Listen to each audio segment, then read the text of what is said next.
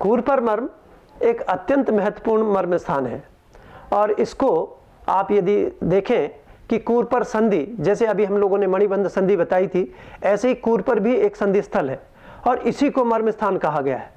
इसको प्रेरित करने के लिए इसके दो भाग किए गए हैं, एक बहिर्प्रांत और एक अंदर इंटरनल पार्ट। तो इंटरनल पार्ट और एक्सटर्नल पार्ट दोनों को साइमल्टेनियसली 1 by 1 स्टिमुलेट किया जाता है, तो इससे कूर्पर मर्म प्रभावित होता है। कूर्पर मर्म के माध्यम से हम नाभि और हृदय के बीच के स्थित सभी अंगों के कार्यों को प्रभावित कर सकते हैं और ये कहा जाता है कि जो नाभि में समान वायु होती है और समान वायु इन सभी अंगों के कार्यों को प्रभावित करती है। कूर्पर मर्म के माध्यम से लीवर की बीमारियां, गॉल ब्लैडर की बीमारियां, स्टमक की बीमारियां, इसोफेगस की बीमारियां, पेंक्रियास की बीमारियां और स्प्लीन के रोग सभी का उपचार कूर्पर मर्म के द्वारा संभव होता है। तो डायबिटीज, हेपेटाइटिस, कोलिसिस्टाइटिस, हिक्कफ और जितना भी जो डायफ्राम है, डायफ्राम की इरिटेशन से होने वाली बीमारियां, ये सभी कूर्पर मर्म के द्वारा ठीक की जा सकती हैं। आइए जानते हैं कूर्पर मर्म को जानने की विधि।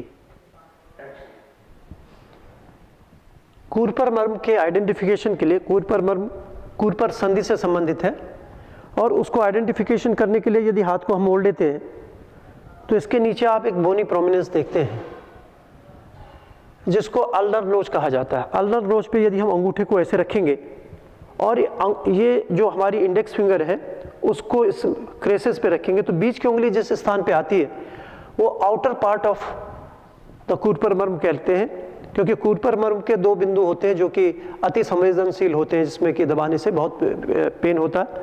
तो इसको जो आउटर पार्ट है, जो इसको लेटरल पार्ट भी आप कह सकते हैं, इसको आइडेंटिफाई करने के लिए आप बीच की उंगली जहाँ पे जाती है उसको हम लोग आउटर पार्ट ऑफ द कूर्पर मर्म कहते हैं। तो उसको बीच की उंगली से इसको स्टिमुलेट करना है। आप सपोर्ट दोनों उंगलियों से भी कर सकते हैं, लेकिन दबाव मुख्य रूप से आपका बीच की उंगली के ऊपर होना चाहिए। इसी के पैरेलल यदि आप अंदर की तरफ जाते हैं तो बीच की जो उंगली है उसके पास ही अंदर की तरफ ये जो कोहनी पे इसका दूसरा हिस्सा होता है जिसको इनर कोर कहते हैं या इनर पार्ट कहते हैं कूर्पर मर्म का, वो भी थोड़ा सेंसिटिव होता है और पेनफुल होता है। तो दोनों को आप इस ढंग से भी देख सकते हैं कि ये जो हमारी क्रेसेस है इससे लगभग एक उंगली की दूरी पर के नीचे ये इसके दोनों हिस्से होते हैं। तो इसको हम लोग कूर्पर मर्म कहते हैं और इसको स्टिमुलेट करने के लिए आपको हमने जैसे बताया कि इसको स्टिमुलेट करने के लिए जो आउटर पोर्शन है उसको मिडिल फिंगर से इसको स्टिमुलेट किया जाता है। आप दबाइए छोड़िए, दबाइए छोड़िए, इसको दबा सकते हैं।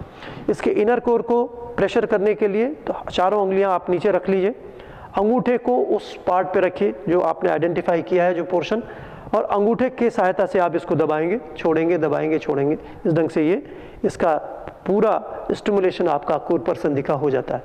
यही प्रक्रिया आपको दूसरे हाथ में करनी है। दूसरे हाथ में भी आइडेंटिफिकेशन करने के लिए ये जो आपकी हड्डी का प्रोमिनेंट पार्ट दिखाई देता है, जो कोहनी के पीछे के हिस्से की हड्डी है जिसको कि हम अल्नर नोच कहा जाता है, उस पर अंगूठे को रखकर आप यदि देखेंगे तो आउटर पोर्शन जो है वो एक उंगली नीचे मिडिल फिंगर जहाँ पे जाती है वो आउटर पार्ट ऑफ द कूर्पर मर्म कहलाता है। इसको इसी के पैरेलल यदि आप एक उंगली के पास जाएंगे तो इनर पार्ट ऑफ द कूर्पर मर्म आप आइडेंटिफाई कर सकते हैं।